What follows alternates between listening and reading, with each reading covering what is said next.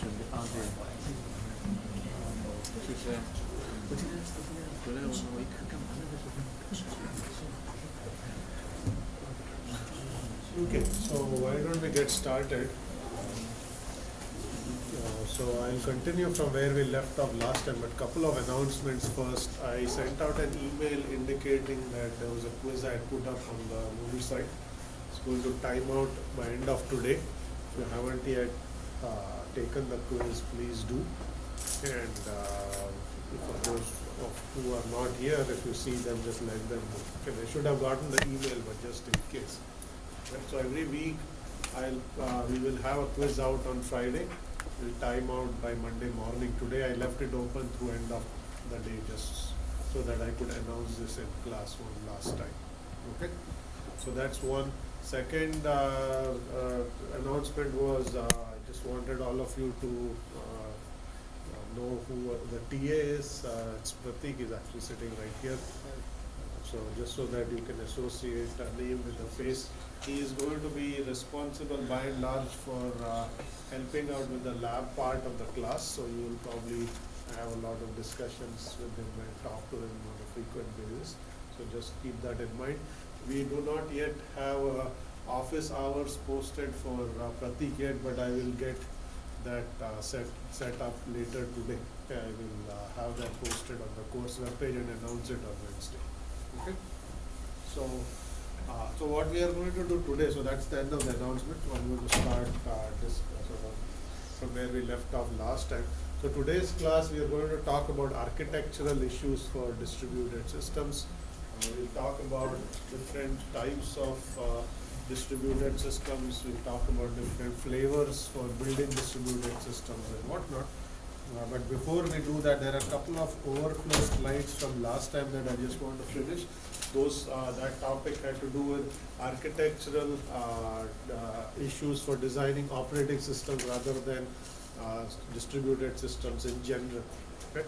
So if you remember where we left off last time was I was just doing a quick recap of uniprocessor operating system as a stepping stone to distributed operating system, and I said that you could build uniprocessor operating systems either using a monolithic architecture where the entire kernel is implemented as one entity and it runs as one privileged process when the machine boots up, or you could have at the other end of the spectrum microkernel architecture where your operating system kernel is essentially bare bones kernel that is responsible for tasks such as security and inter-process communication, and lot of the functionality that you normally put in the kernel are implemented as user level processes, system processes that collaborate to implement operating system functionality.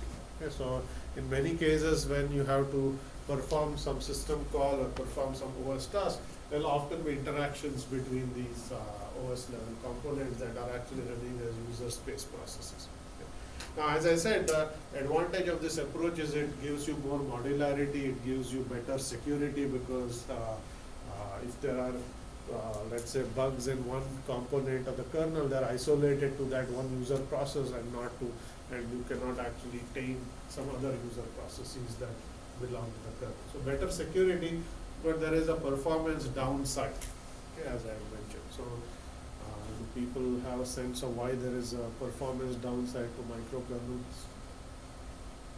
Message passing is Okay, so there is going to be more message passing, okay, in the form of messages. So in a monolithic kernel, components can interact with one another by simply invoking function calls. Okay? Memory manager can interact with some other component by invoking a function in that other component. Function calls are cheap. In this case, the OS functionality is split across processes.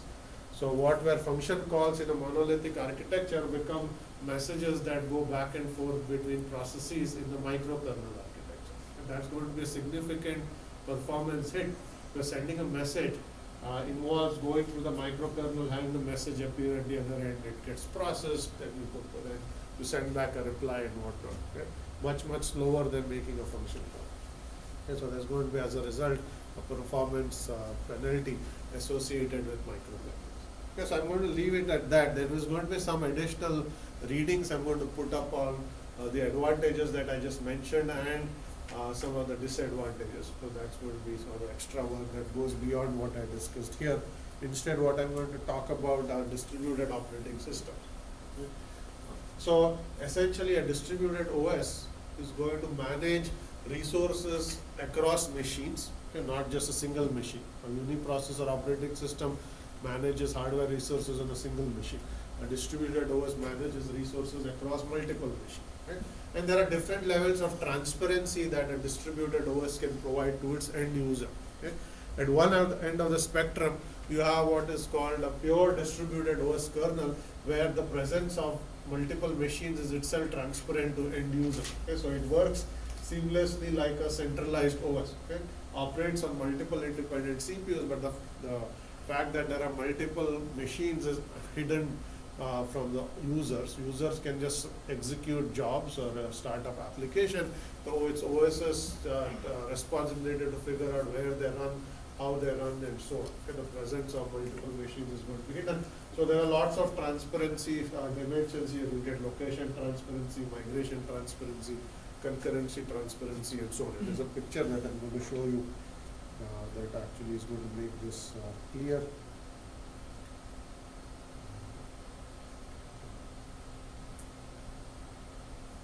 So here is an example of a distributed operating system where you have these three machines, A, B, and C.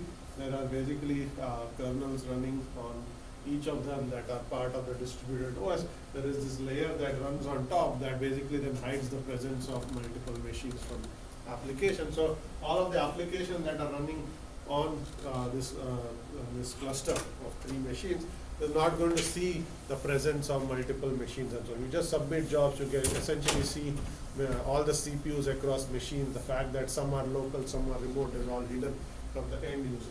Okay? That's an example of a distributed operating system, one example. And this one here, what is shown here, is implemented by a flavor of Linux and cluster-based services called Mosix, okay, which implements what is also called a single system image, which is going to hide the presence of multiple machines. Okay. So that's one end of the spectrum.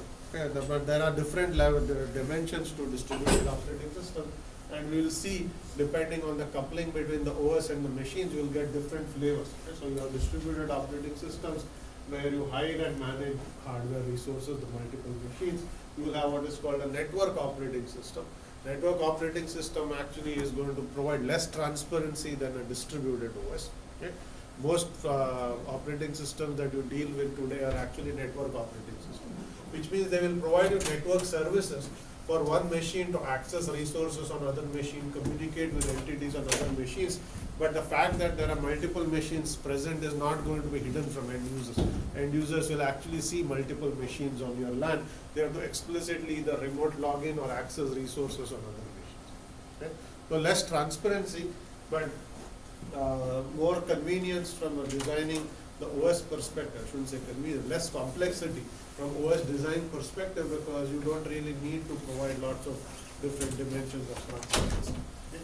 And we'll see that a middleware is actually going to sit somewhere in between. It will take a network OS and make it look like a distributed OS, okay? Even if you don't have a pure distributed operating system. Okay? So somewhere between these, you also have a multiprocessor operating system, okay, which is going to generalize a uniprocessor operating system, but is not really distributed. Okay, so this is simply an OS kernel that runs on a machine that has multiple CPUs or multiple cores. Okay. Now, if you have, let's say, a laptop with 2 cores or even a phone with 2 cores, you have essentially a multiprocessor OS. Okay.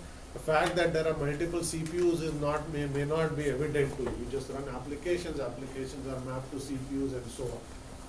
So that's what a multiprocessor OS will do. It is going to generalize the notion of uniprocessor operating system, because you need to provide additional functionality for the applications to run correctly on a multiprocessor system. Okay. Essentially, caching of the data has to be done in a consistent fashion and so on. We won't go into those details here. We will come back to some of these issues later. But I just mentioned this here, so just so that you get of view of the entire spectrum from uniprocessor operating systems to multiprocessor OSs to distributed operating systems. Okay. So I already talked about the mosaics like flavors of distributed OS, where the fact that there are multiple machines is going to be hidden from the end users and end application. Okay, let's look at network operating systems. So here is a picture that shows you what a network OS looks like. Okay, so you'll see you still have these three machines. You have kernels running on three machines, and then associated with each of these kernels are OS services that support networking in some shape or form. It allows you to access resources on other machines. It provides TCP/IP support, other network protocol support, and so on. And applications will run on these machines, but they have to explicitly figure out what component runs on what machines, send messages back and forth in order for the components to communicate and so on. Okay? So if you have Windows, Linux, Mac OS, they're all network operating systems because you can run network application on it. They don't hide the presence that there are other machines. You have to either SSH into other machines or connect specifically to other machines in order to access services. Okay? So if the presence of other remote resources is not transparent to end user, unlike a distributed OS where all of that is hidden from you. Okay? So this is basically also going to provide a lot of that functionality but less transparency than a distributed OS. Is that clear? And then, so you can use network operating systems to implement standard client server protocol. That's what this is showing here. So here is a client that runs a network OS. Here is a server machine that also runs that network OS. If you want to access data on that server machine, you have to use some sort of a file server protocol and a file distributed file system where the client has to explicitly make requests on the server and so on. And the fact that files are remote is visible to end users. Now here is a picture that shows you a middleware-based operating system. Okay, this is going to take a network OS and try to make it look like a distributed OS. The way it does this is you can take commodity network operating system, Linux, Windows, OS X, or any network OS, and then you're going to run an additional software layer on top, which we'll refer to as the middleware layer. Okay? So the middleware layer is going to take the functions exported by network operating system, add certain functions so it becomes more convenient for end application. Some of the resources that were no longer transparent in network OS may become transparent here. So for instance, if you have a middleware, you could just submit batch jobs, and it is the responsibility of the middleware to decide which machine to run it on. User will not have to explicitly SSH into a machine and run their application there, which you would have to do in a network operating system. Okay? So in this case, a middleware OS is going to provide you some functions that the OS itself is not providing. Okay, so now it begins to look like functions that a pure distributed OS provides, but without requiring the distributed OS to run on these machines. Okay. Is that clear what the concept of a middleware OS is? So there's a slide that compares them. I'm not going to go into that. It just shows you the differences which I've already mentioned. So I'm going to stop that here and switch to today's lecture. Okay, which I said is going to continue the architectural discussion. So we have looked at architecture for designing operating systems. Okay, we talked about distributed network OS, middleware OS. We'll try to see how similar concepts apply to designing any distributed system, not just an operating system, any application that is distributed as well. Okay, so just so that you know, this is now chapter 2 of the book. We actually finished chapter 1 already. Okay, so you have to make sure you keep up. Okay, so we are going to be progressing at a fair clip. So this is already a second chapter of the book that we are going to start with. Okay, so I'll talk from an architectural standpoint. When you need to design a distributed application, there are several options available to us. Okay? You can use the layered approach. You can use an object-oriented approach to designing your distributed application. You can use a data-centered approach, as we'll see, or you can use event-based approaches. And then there are some more like Blackboard architectures and so on. And we'll go into each of this in a little more detail. Okay, let's start with the layered approach. Okay, the picture here shows what a layered approach to designing any software system is, including a distributed system. Okay. So in this case, you take a components of your distributed application and you map them into layers. Okay, so the application, distributed application is split into layers. Okay, so the way the layers interact with each other are shown in this picture. So what happens is a layer I in your system can interact with the layer above it and the layer below it. Layer I can talk to layer I plus 1 and layer I minus 1 and no other layer. Okay, so in this case, layer 2 can interact with layer 3 and layer 1, for example. Okay. So that's a restriction that your system imposes. So in some sense, layer 2 cannot directly talk to layer 4. If you need to invoke functions of layer 4, you have to make those requests through layer 3. Okay, so basically that is your layering restriction that this architecture is going to impose on us. Okay. Now there are many scenarios where the layer design is useful. A common place where you use layer design is to implement a network protocol stack. If you've taken an undergrad course in networking, you probably know that the way protocol stacks such as TCP/IP are built is through a layered approach. Okay, you will have a physical layer and a data link layer, a network layer, a transport layer, and so on. And each layer only talks to the layer above and the layer below. So protocol stacks are a popular, or rather layer design are a popular approach for implementing protocol stacks. Okay, now protocol stacks by themselves are not distributed. Okay, they are implemented in OS kernels. But there are other places where the layered approach is useful as well. And one other scenario where this becomes useful is what is referred to as designing multi-tier web application. So this is a distributed application where you have a client and the server itself is split into multiple components called tiers. And they are basically, the tiers are mapped into layers so that each tier can talk to the tier before and the tier after it. We are going to spend quite a bit of time later on this lecture talking about multi-tier web architecture. Pretty much all server-based web systems use multi-tier architecture. Okay, any online store that you go to or any of these financial sites, they all use some multi-tier architectures of some sort. Okay, so we'll come back to this in just a little bit. Okay, and the picture actually shows that if you use the multi-tier approach, requests are actually going to propagate down the layers and responses propagate up. Okay, and we'll see how that works as well. So next architectural style that we'll look at is object-oriented approach. Okay, so this is no different from taking any object-oriented language and writing an application in that language where you have classes and objects, except that in a distributed system, objects are not all going to reside on the same machine. Okay, objects are going to be distributed across machines. Okay, if you have an object-oriented application that runs on a centralized machine, let's say you write this in Java, so your favorite object-oriented language, all of your objects reside in one machine. In fact, they'll reside inside one process. Okay. In a distributed world, these objects are going to be split. So your application is partitioned into objects. Objects are distributed. So some objects may be on one machine, some other objects on another machine, and so on.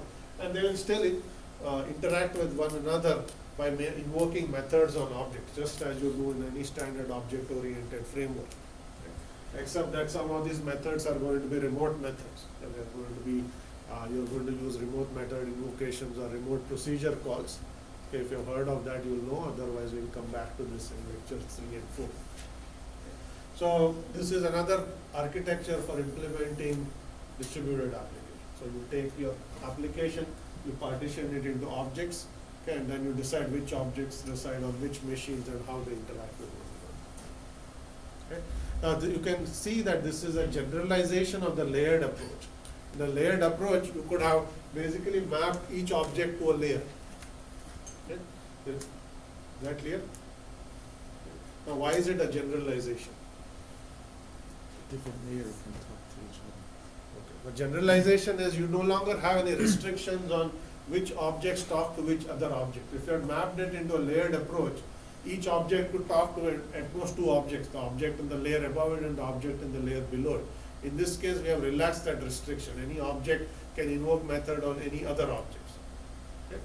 So in some sense, there is a similarity. The object-oriented approach is not going to impose some of the restrictions we had in the layered approach. Okay? Especially from which entity can communicate with which other entity. No such restrictions are going to be present here. Is that clear? So, third approach that is also popular is what is called an event bus approach. Okay. This is also sometimes referred to as a publish subscribe approach or a pub sub approach, if any of you have heard of these terms. So what happens so this is a very different way of thinking about designing application. Applications interact with one another through events. Okay, they don't actually make calls. So components, or you still have components of your application that are distributed, and components can generate events. Okay? And those events get delivered to some other components, which will then process the events, and then those will generate other events, and so on. Okay? So the way this works in a publish-subscribe paradigm is each component basically indicates when you start up what kinds of events it is interested in receiving. And that's essentially what is referred to as a subscription. You subscribe to certain kinds of events. Okay, so there are publishers and there are subscribers. Publishers are going to create events. Subscribers are the ones that are going to receive any event that they're subscribed to. Okay. So subscribers are going to, so components that are subscribers, they specify what kinds of events they wish to receive. When a publisher will publish the event, it will go to this entity called the event bus that's sitting in between, that is tracking who has subscribed to what kinds of events. So then you will basically decide that this is an event of type A. Is there any entity that wishes to receive any event in this class? If so, you are going to forward that event. Event could simply be a data item. Okay? Event is a general abstraction. It could simply be a data. Okay, so you can basically use this to send data from one component to another. And then by sending data, you can also make requests by asking other components to process that data for you. Okay, so publish subscribe is a popular way of implementing these kinds of applications. A simple example that I can provide here is that of a stock ticker application. If you have an application that is just looking at stock prices, okay, these are now there are lots and lots of companies that have stock prices. A particular user may be only interested in certain companies. Okay, so then you basically say, I want to receive stock price for company A, B, and C. Okay? So you will tell the event bus saying, I'm only interested if there's an update to the stock price of event company A, B, C, but not any other companies. Okay? And the publishers in this case are going to be any entity that can update the stock price. Let's say it's a stock exchange application. Okay, so whenever the stock price is updated, it's going to be published.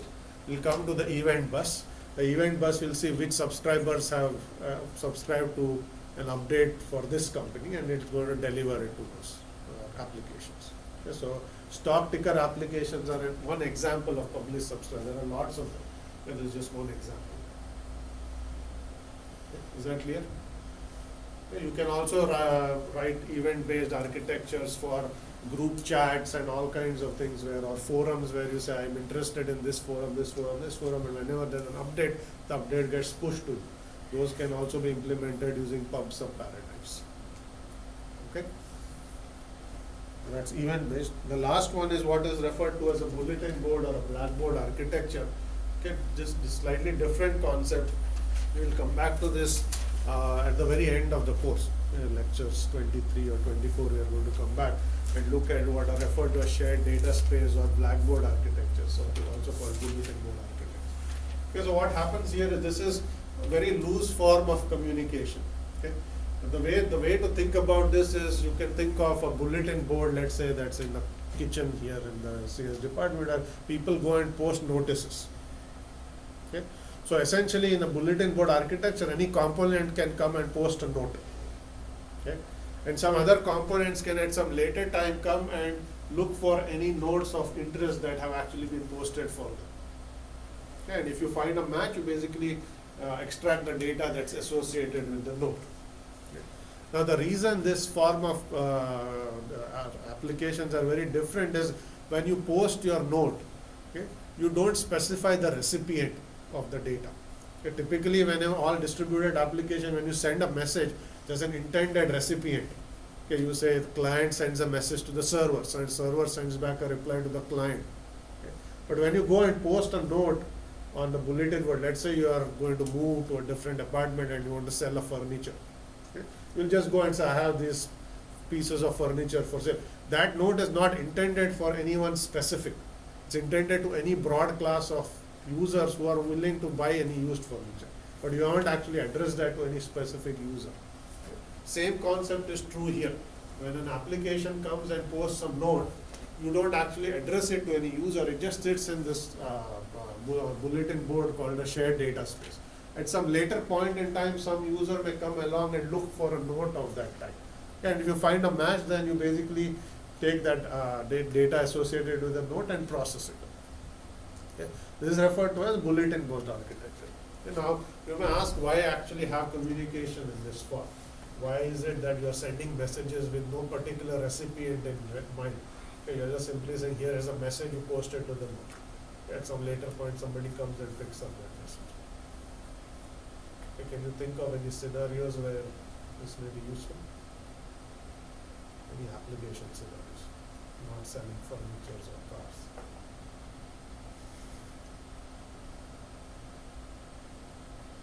Anybody have encountered bulletin board architectures?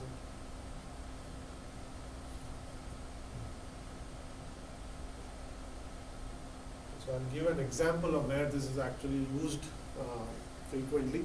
So these kinds of architectures are also used in what are called zero-cons or zero configuration systems. Okay, I'll give a very specific example. So let's say you walk into a new building, okay, which has its own Wi-Fi network, and you connect to a Wi-Fi network in that building. Okay? And you will, let's say you want to print some document in that building. You just go to a friend's department and you want to print a document. And the old way to do this is, in order to print the document, you have to find a printer in that environment that sits on that network, configure that printer on your machine, okay? Maybe configure the driver for the printer on the machine, and then you print. Okay? That's how you basically print.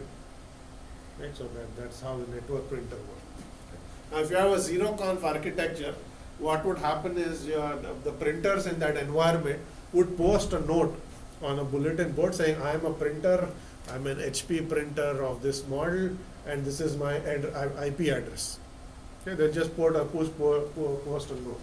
Now, when a laptop arrives in that environment, if you say, I want to print, what your machine is going to do is go to the shared bulletin board and say, is there a printer around, somewhere around here? Okay, so you are going to look for any note of type printer. There may be more than one that you discover. Okay? And then basically all that you will do is you'll pop up a dialog to the user saying, I found 3 printers, pick one. Okay? You just pick the right printer. In this case, along with the note, you can even post the driver if you want to. And then you can basically, a machine can automatically download, configure it and print. So user doesn't have to go configure any network printer or anything like that. Your machine has gone and found the right device for you, and you just say, I just want to print to this printer, it's near me, and it does it for you. Okay? That's an example of what is referred to as zero configuration, meaning that users don't need to go and keep on configuring printers and all these kinds of things, which is more inconvenience for them. They just want to print. They don't want to spend half an hour trying to figure out how to actually make the network printer work before you can accomplish your task of printing. The system will take care of this for you. Okay? So this is an example of where you would use this kind of scenario. Okay? The printer couldn't actually post a note for a specific machine because it did not know which machine might need its services. Okay? The machine that came into the environment wasn't even there when the note was posted. So you can't actually send the message to any specific machine saying, I'm a printer, so I'm letting you know I'm around here. So you just have to post it and wait for someone to come along. So those are all examples of distributed applications which are very loosely coupled. Okay? The messaging is going to be loosely coupled in that you don't send messages to specific entities. You just post them on a bulletin board for later delivery. Okay, is that clear? Any questions on this?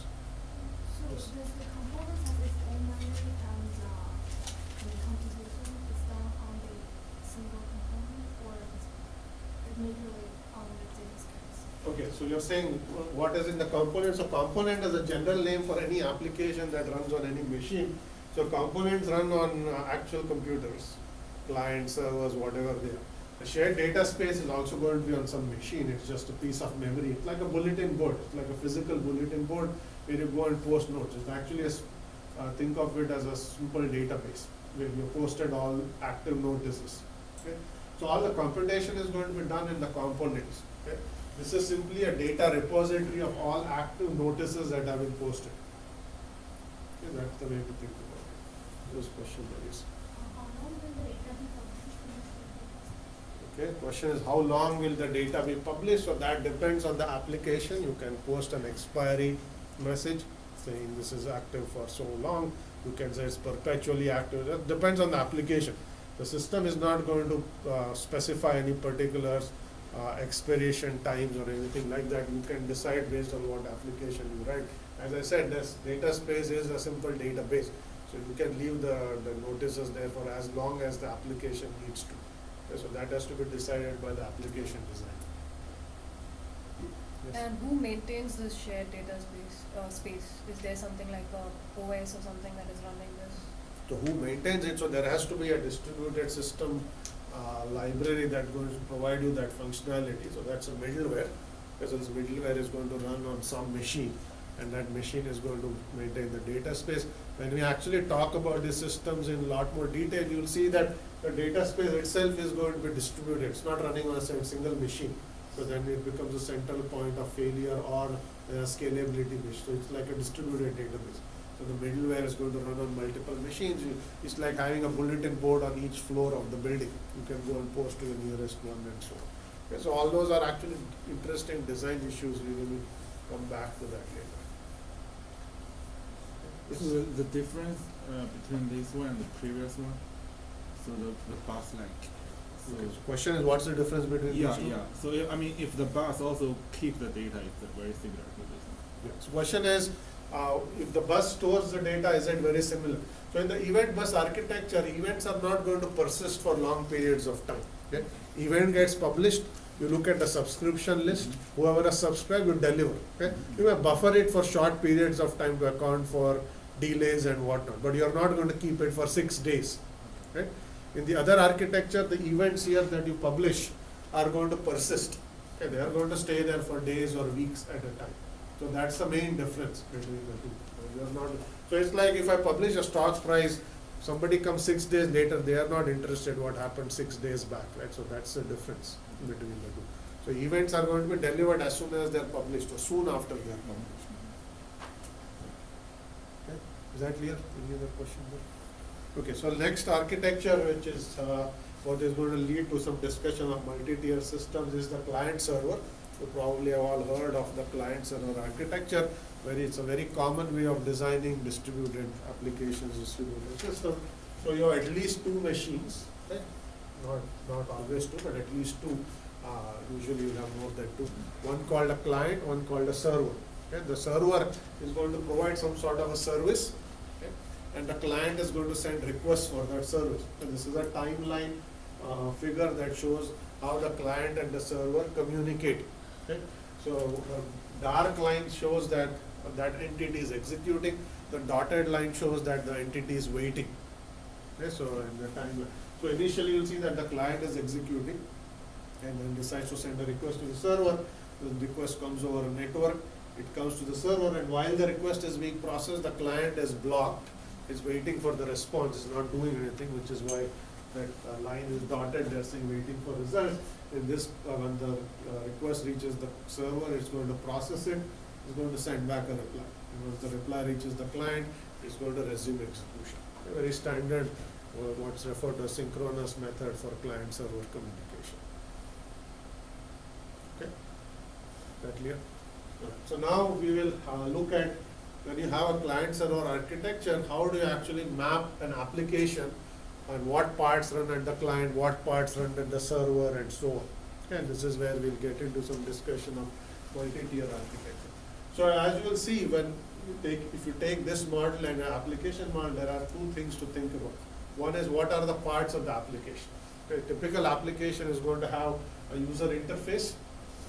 It's going to have the application logic, which is referred to as the processing level, and it's going to have some data which may be stored in a database that the application accesses over the course of its execution.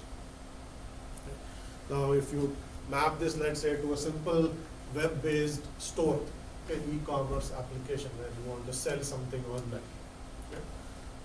In this case, the logic or the code that you write for receiving requests and processing requests, all of that is going to sit on the processing level. Okay, this is the tier at which it sits.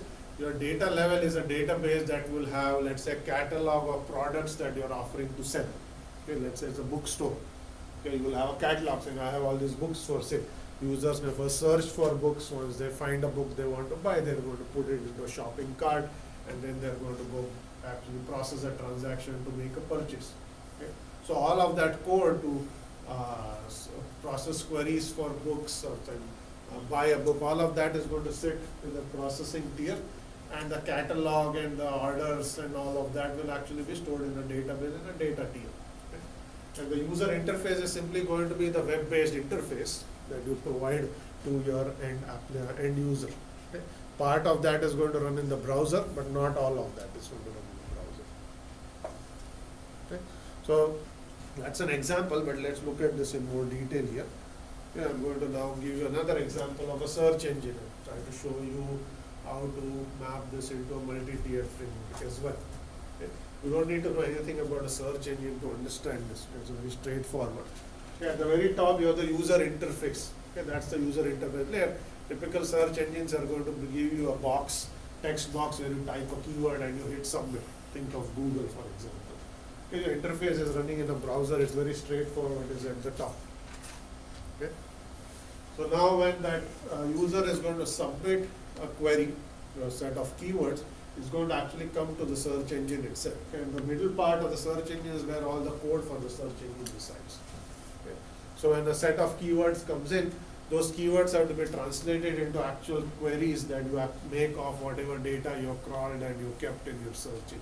Okay. So that is this component here. It's called the query generator. So you get a keyword expression and you translate that into a SQL query, a database query. Okay. Excuse me. So that query is going to go hit your data tier.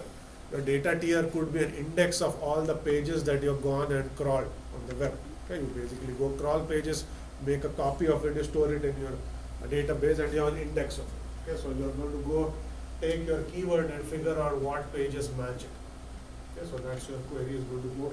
So this is your data tier. Now you may get some results back based on what pages are going to match your query.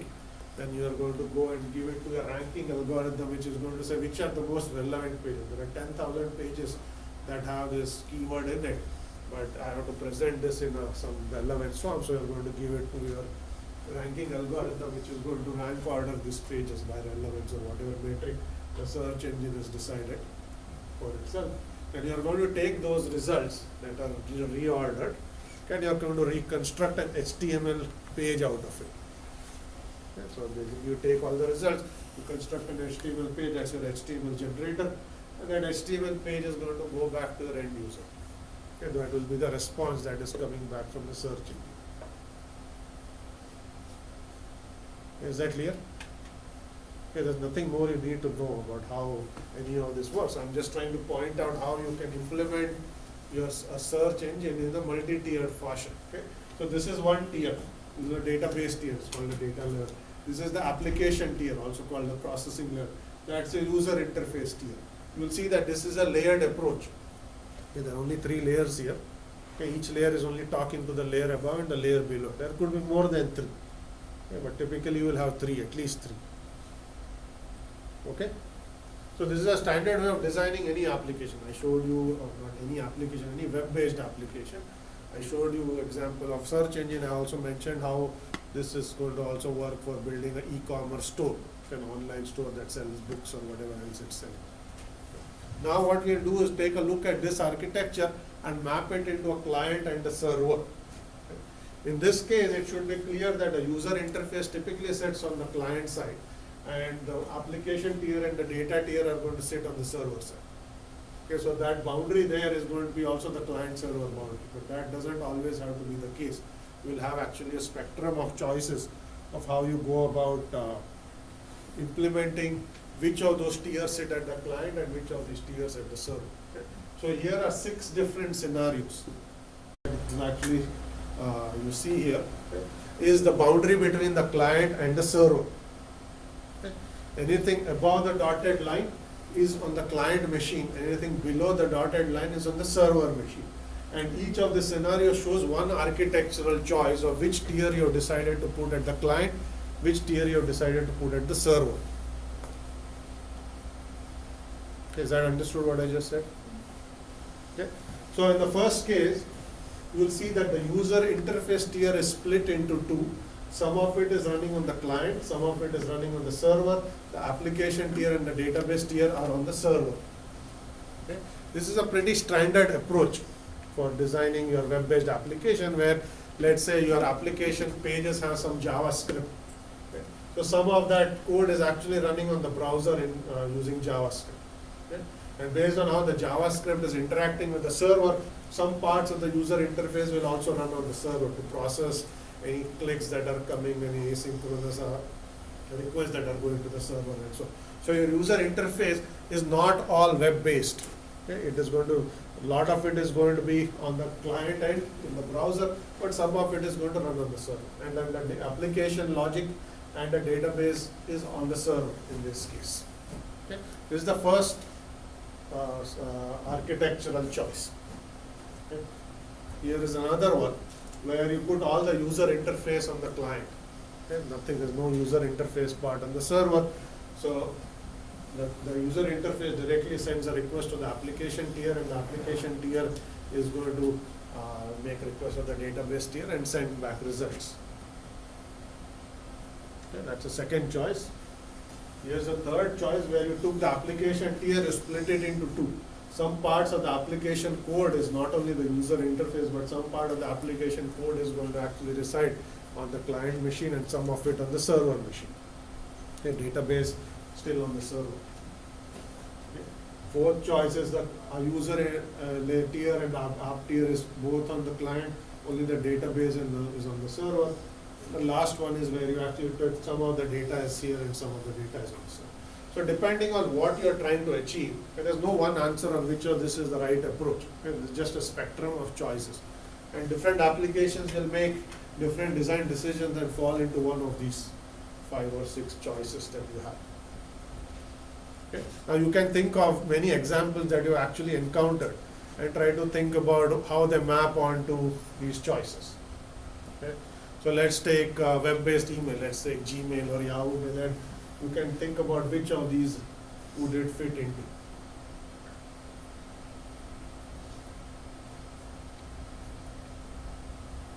Okay, so the Gmail or Yahoo Mail, you have client server mail application. Okay, you're using a browser to access mail. Okay, so then the question is what parts of the applications are on the client and what parts on the server. Okay, the database is your inbox. Okay, that's your mail itself, so that is clearly on the server side. Okay, so the question is where are you going to draw the line of where is what is on the client and what's on the server. Which one? C. Okay. You explain. Because we don't have the application logic, but Okay. we do have the application. Okay, so you have to think about what it means. So you could have said C and parts of it that your answer is probably valid. You have to think about what the application means in some case. And depending on what it means, the answer could be either A or C. Okay? The application is simply what you see in your browser. Okay? Basically, you can compose an email in your browser and send mail and receive mail. Then you're probably somewhere here. Okay? Because you're using JavaScript and so on, you're here. The application this application is actually a mail application. It's going to be SMTP and the IMAPs and everything is actually on the server side. That's one way to think about it. Another way to think about it, the application is what is running in the browser. In that case, this is true. Okay? But in the web-based world, the application that the user interface is actually incorporating some of the application parts. Okay? So this is probably a better way to think about it than that. Okay? And the reason to think about it this way is, let's now instead of webmail, let's say you use a full-fledged mail client. You use Thunderbird or you use Outlook or you use Apple Mail client to get mail. Now you think about what is on the client and what's on the server.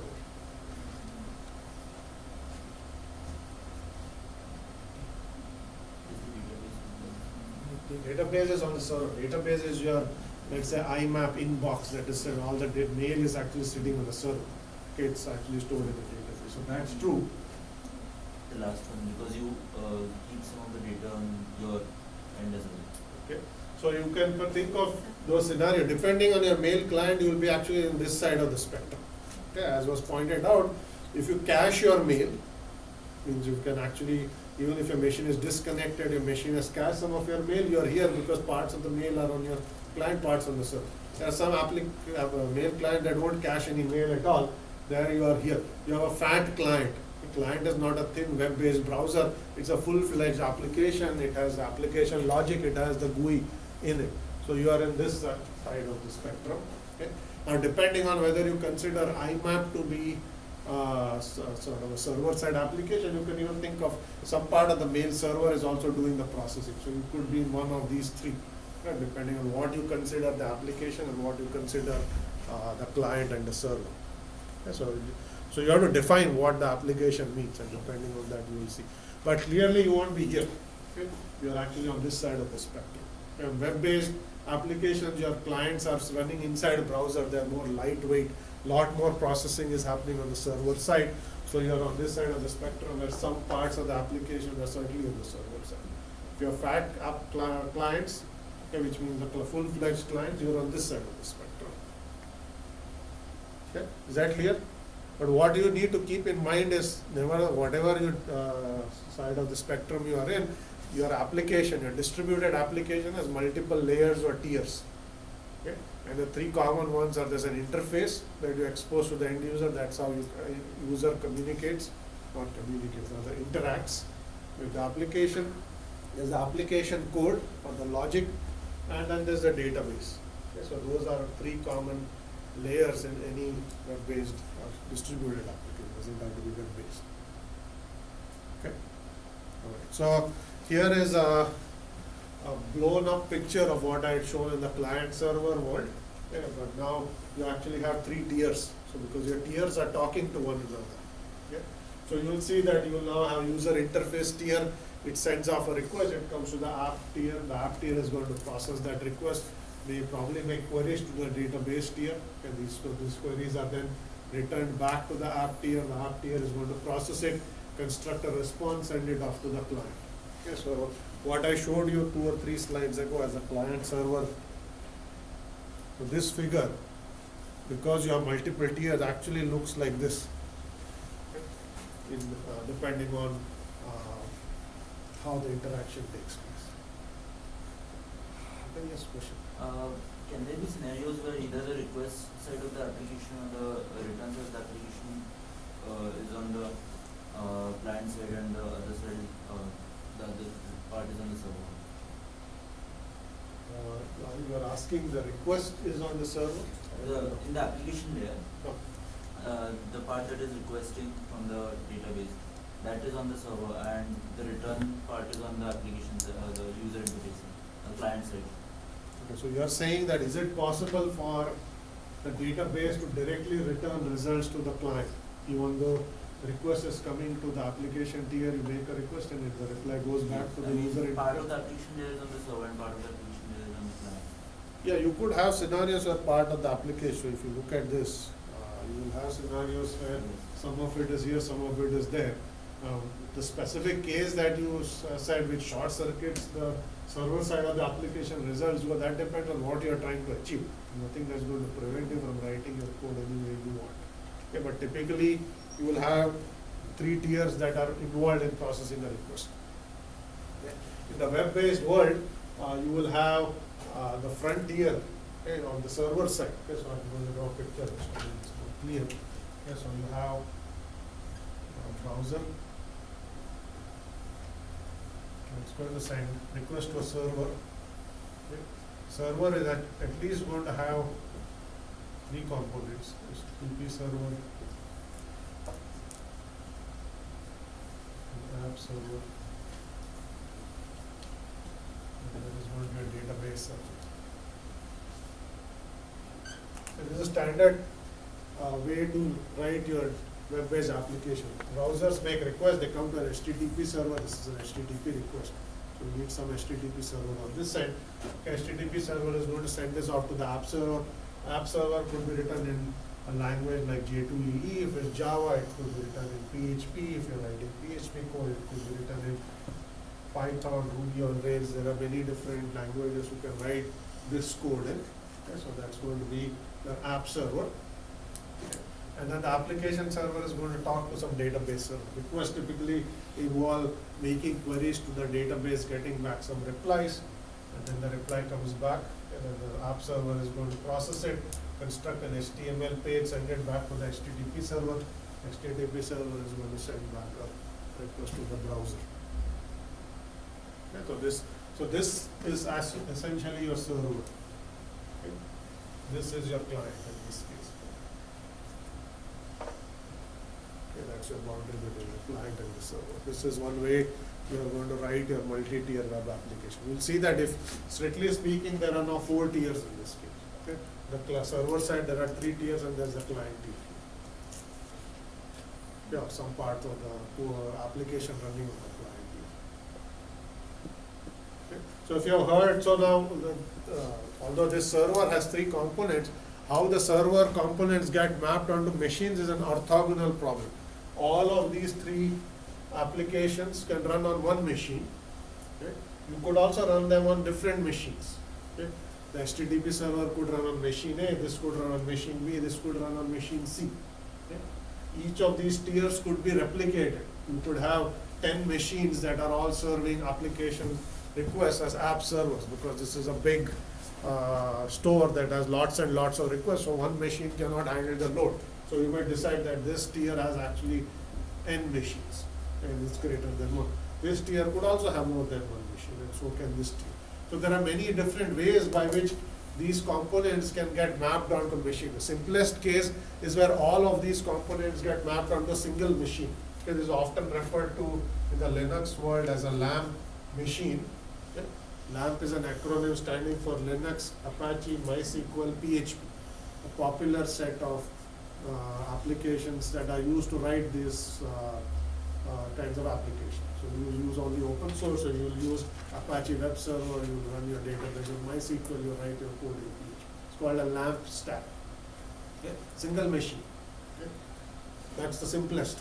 Okay? Then you can basically go and say this is going to run on its own machine, this runs on its own machine, this runs. That needs at least 3 machines. Okay? And you can scale arbitrarily. You can start putting more, this is a cluster, that's a cluster. And you can keep expanding your capacity as and when you need more capacity. Okay, is that clear? So what you will see is designing multi-tier applications and then architecting them on a cluster depends on what is the size of your user base, how many requests do you expect to see, and so on and so forth. It can get very complicated, or it could be as simple as everything is running on one machine. Okay, so broad spectrum of things. Okay, it's nevertheless distributed, because even if all of the server side runs on one machine, there's a client machine and the server machine, at least 2. Okay, so it's still a distributed application. Is that clear? Any questions here? So I'm going to stop with the client server and move on to the next architecture, which is going to be P2P or peer-to-peer architecture. Okay, so it's a different way of building applications. In the client-server world, there are client machines and there are server machines. Server machines tend to be more powerful. They provide a service that clients access. Okay. Now, in a peer-to-peer world, that distinction is gone. All machines are peer. All machines are equal. Yes, so peers can actually serve as clients to some machines or serve as servers to some other machine. So the role of a peer can be either that of a client or a server or both at any given time, depending on what it's actually doing at any instant. Okay, so you don't say this machine is only a server, this machine is only a client. That's no longer the case. Okay, you basically have interchangeable roles, and this is why machines are now called peers rather than being either labeled a client or a server. So this is a P2P architecture or a peer-to-peer architecture. There are many scenarios where P2P architectures are used, and I'm going to first talk about some concepts, then we'll talk about some applications. So here is what is shown in this picture is one way to design a peer-to-peer application that is called a structured P2P system. Okay? And it is basically using what is referred to as a distributed hash table or a DHT for you to figure out what machines are actually going to store your content that you're trying to access or serve your request that you're trying to send into the system. Okay? And the way this system works as follows. Okay? So assume that a collection of machines has some objects that they're willing to serve to whatever other peers want to access them. Okay? There's a collection of objects. Okay? You take this collection and you partition it into smaller groups, and you assign each group to a machine, saying you are responsible for serving requests for these 3 objects or these n objects. Okay? Another group is assigned to another machine, saying you are responsible for handling any requests that are coming for these objects, and so on. What the objects are doesn't matter at this point. You just have some collection. Okay? So you take this collection, you partition it into groups, you assign each group to one machine. Okay, in this case one machine, and say each machine is now responsible for serving requests. So now you have partitioned the responsibility of serving requests to all the machines by taking your collection and mapping it into the machines you have in the system. Okay. Now suppose now a request comes in for a certain object I. Okay. You have to now figure out which machine did you assign responsibility for I and send that request to that machine. Okay, is that clear? You had objects, you gave it to some machines, and each machine is responsible for some subgroup of the objects. Now some peer sends, I want to access object I. How do you know which machine has that object I? Okay. The way you figure that out is using this notion of a distributed hash table. Okay. And the way you are going to figure this out is you are going to maintain a table saying object I, responsible machine is machine K. You are going to maintain this table. Okay. So when an object request comes in, you are going to do a table lookup and saying which machine is responsible for this object, and you are going to send that request to that machine. Okay. Now in a distributed hash table, this table itself is going to be distributed. There is no centralized machine that is going to maintain a master list for you. You are not going to have one gigantic table, and that is the machine you first ask, say, where is this object? This table itself is distributed, so are the objects. Okay. So what is shown here is how your distributed table is mapped onto multiple nodes in the network. Okay.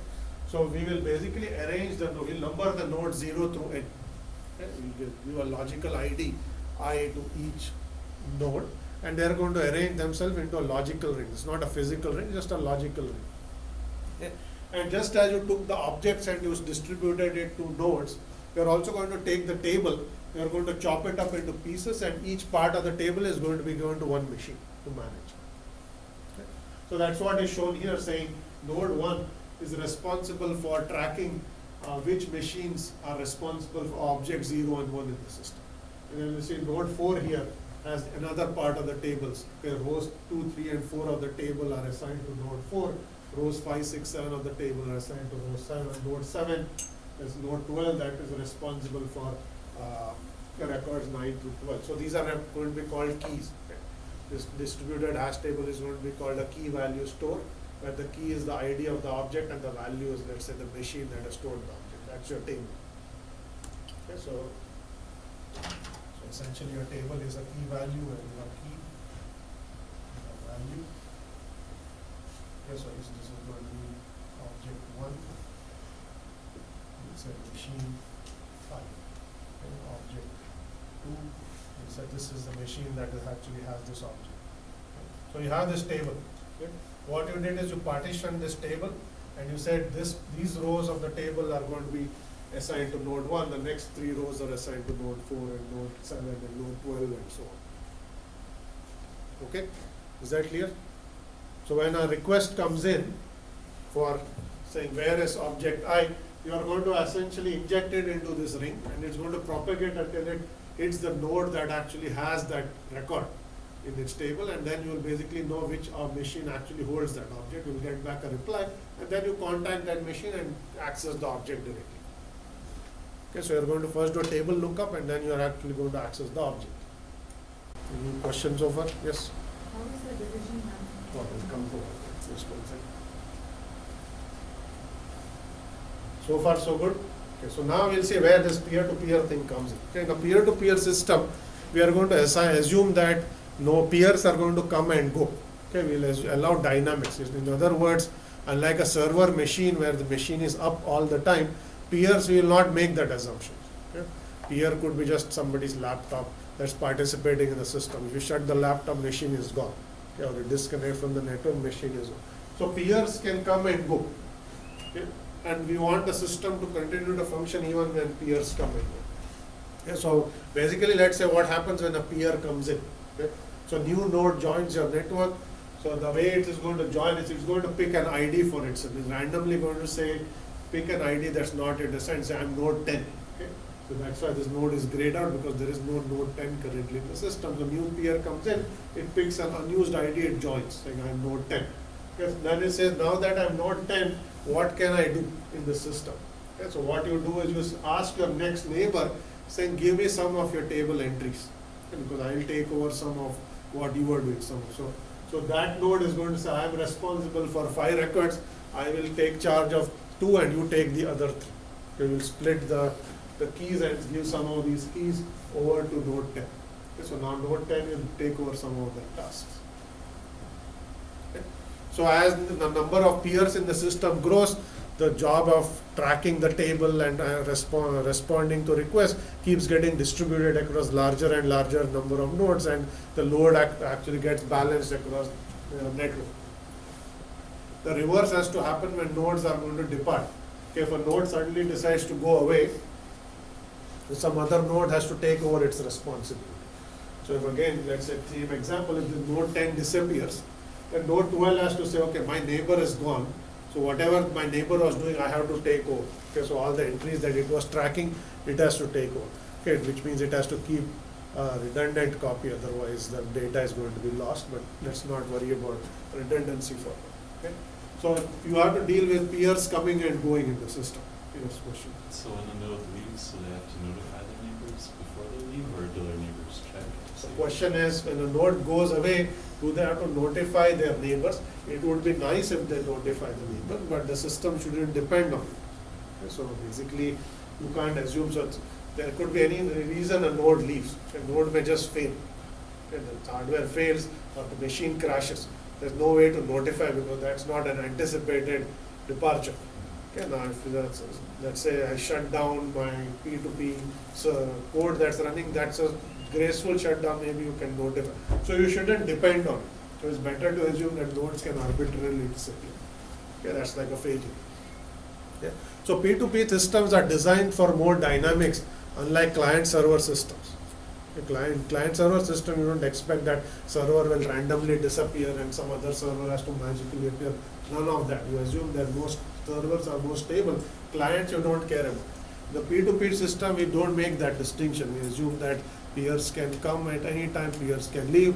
When more peers join, you take the responsibility that the current sets of peers were handling, and then you offload some of the work to the newer peers. So there's less work for everyone. When peers disappear, others step in and take over their task. Okay? So in other words, the distributed table that is being maintained there, the way it is split across peers keeps changing depending on how many peers there are in the system. Okay, if you have n rows and k peers, you should basically have n over k entries responsible for each peer. You basically partition your table into some smaller number of groups, and then each group is assigned a peer. Okay. Is that clear? Okay, this is referred to as a structured P2P system. It's also referred to as SCORD.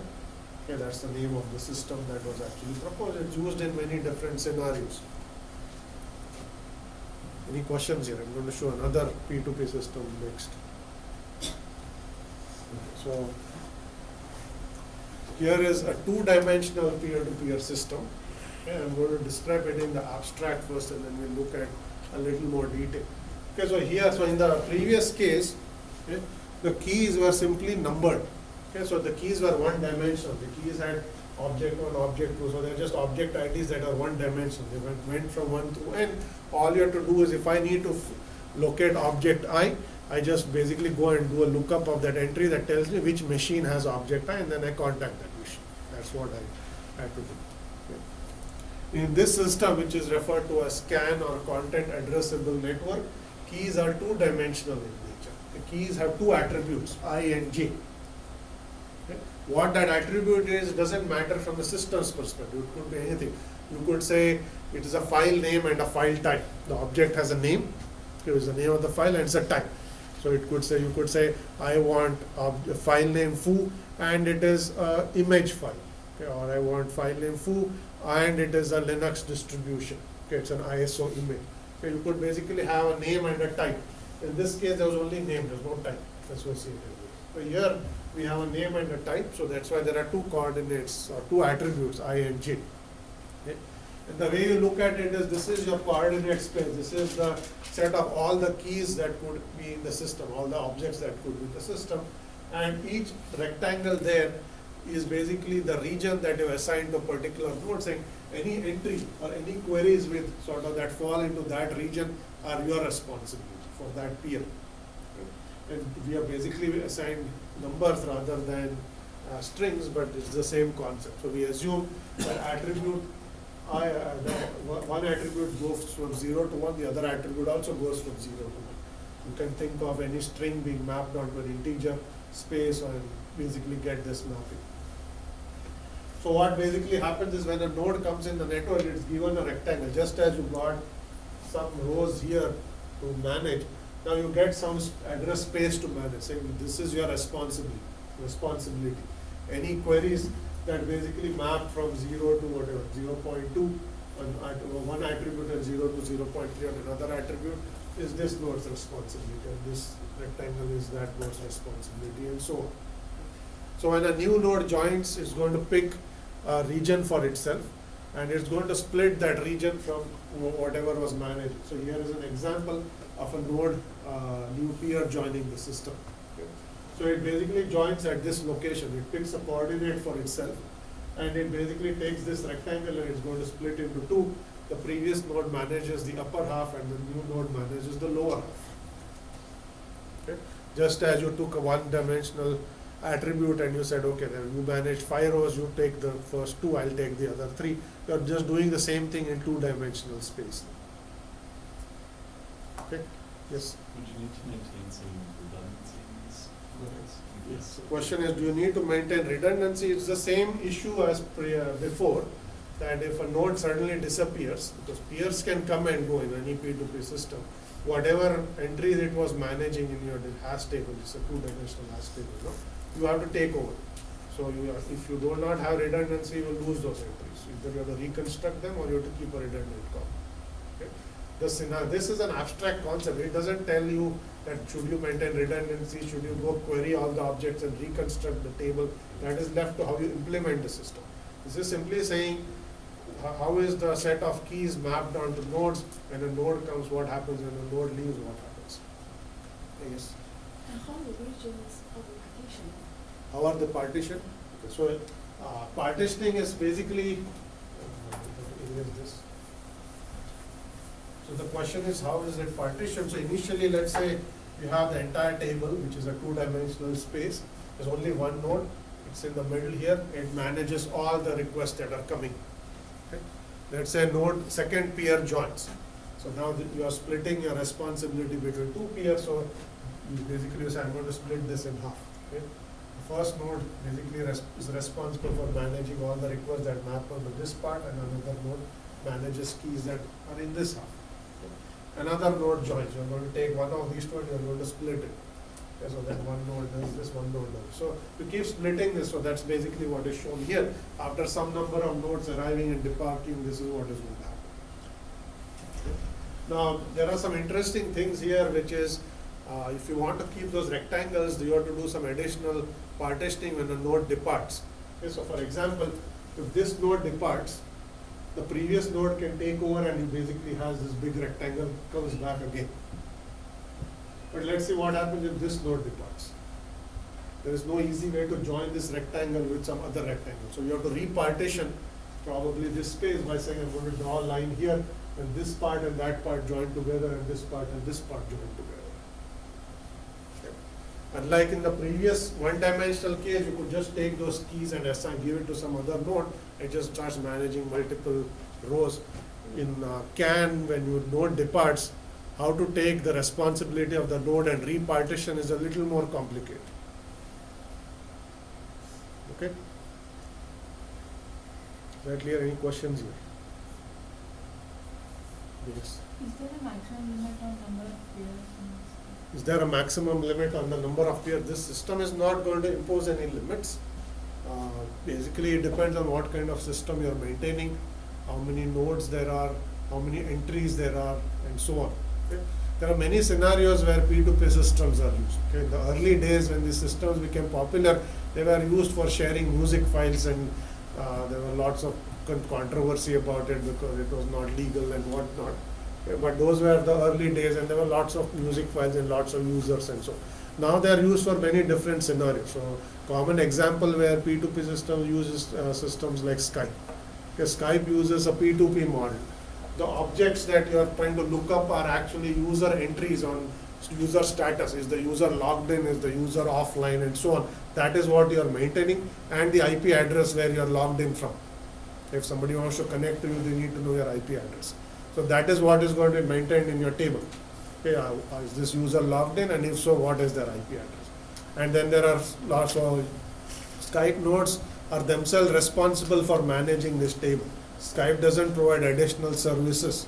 Okay, typically there are other nodes, some node in the system is chosen as a peer, and so you manage some entries. Some other node is going to be given some other entries and so on. So when you log in, your list of contacts is going to be queried in the network, and you get status.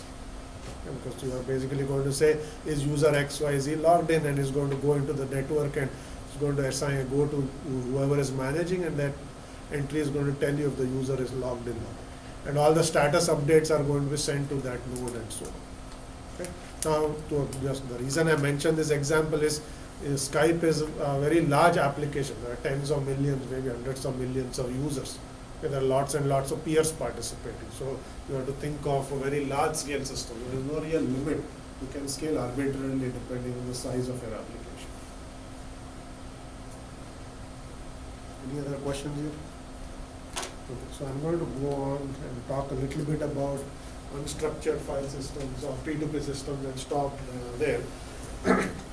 So here, the two systems I showed you, CAN and CORD, are referred to as structured peer-to-peer system. That is what emerged out of the early days of peer-to-peer systems, which are what were referred to as unstructured. There were many examples of unstructured systems, as Nutella and Kazaa, and a whole set of these systems that were designed, and they were also peer-to-peer system. They used a slightly different model. They didn't have the structured key value stores and anything like that. So what happened in an unstructured peer-to-peer system was as follows. Okay, so let's assume that there are some nodes that are already participating in your P2P system. Okay? When a new node joins, and I'm going to use a green node to denote a new node, it has to figure out some neighbors for it. Okay, it will randomly say, I'm going to pick two neighbors which are randomly chosen as this and this. Okay? So you basically form those two links, and now this node can talk to these two other nodes, and those nodes are then themselves connected to other nodes and so on. So you basically form a network in this fashion. Okay, when yet another node joins, let's say pink node join, it picks some number of neighbors randomly. It will pick this and let's say that, okay, and so on. So your network is going to grow in some unstructured form. The topology of the network is no longer structured as a ring or a two-dimensional space. It is arbitrary because nodes are joining the network. They're arbitrarily picking some small subset of nodes as their neighbors and constructing links, and that gives you whatever topology is going to form as a result of this. Okay? Now in this case, you do no longer have a table that is being maintained. Okay? There are only objects that the nodes are sharing, and the way the system is going to work is, if you are interested in object I, you are going to query for that object by what is referred to as flooding. Okay? In flooding, what you do is you say, so let's say this node initiates a query saying, who has object I?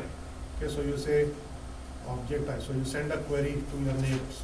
Okay? Your neighbors are going to receive the query, send it to their neighbors. Okay? Their neighbors are going to receive that query and send it to their neighbors, and so on. So your query is going to propagate through the entire network. Okay? This is referred to as flooding. So you flood the network by asking everyone in the network, do you have this object? And then eventually replies are going to trickle back. Okay, whoever has it is going to send back yes messages, and then you are going to get a list of any nodes that actually have the object. Okay? What if you have an unconnected network? If the network gets disconnected, you can't reach the other half. Of course, we have two peer-to-peer networks like that. Okay, so the assumption is we have a connected network. The network disconnects, or some part of the network disconnects, then those nodes can't talk to the other side. Okay, so this is referred to as doing lookup by flooding, as opposed to having a structured table where everything is maintained for you. Only go look up the table. Here you don't maintain any metadata, no directory table. You just ask everyone. Okay. This may can be enormously wasteful because every query may come to you, even though you don't have those objects. You will have to keep saying no to lots of queries, even though because it's been flooded, you are going to get all these queries. Okay, so you'll use a lot more network bandwidth than you would have in the structured case, okay, where you make more directed queries and they only go to the nodes that may eventually have the object or the information about who has the object. Okay. So this is referred to as unstructured network. Yes, question. So if there is a cycle, does it impact the performance of the flooding? There's a good question. The question is, when you flood, if there's a cycle, there will of course be lots of cycles. If flood and you don't want messages to circulate forever, right? So you may have a scenario where you have this topology. This message goes this way, it comes here, and if it comes back here, you have a cycle. So there are going to be cycles in the graph, this graph. But the way you are going to prevent messages from circulating forever is that when a message goes by and a query goes by, you will keep track of it in a table for some period of time. If the query cycles back and comes to you again, you will see that I already saw this, I'm going to drop it, I'm not going to forward it and just have it keep cycling forever. Okay? So you'll keep track of what queries have gone by. If because of the cycle it comes back to you, at that point you will drop it. Okay? So essentially you are not going to have messages that are going to sit in infinite loops here. Okay? But that you have to prevent from happening. Any other questions here? Okay, so I'm going to, yes, your question. Can you decide on number of hops you have to connect? Yes, so there are the other questions. Can you decide on the other number of hops? When you send a query here, you can also assign a hop count. This is flooded, but flooded only to up to n hops. Let's say you pick 7 hops. That means it's only going to go to nodes that are 7 hops from you, not forever. Because if it's a large network, you don't want queries from going all the way through entire network. You can say, I'm going to restrict my query distance to n hops. You can pick n. I just picked 7 as an example. That is going to also prevent you from wasting resources because your object is with a very small number of nodes.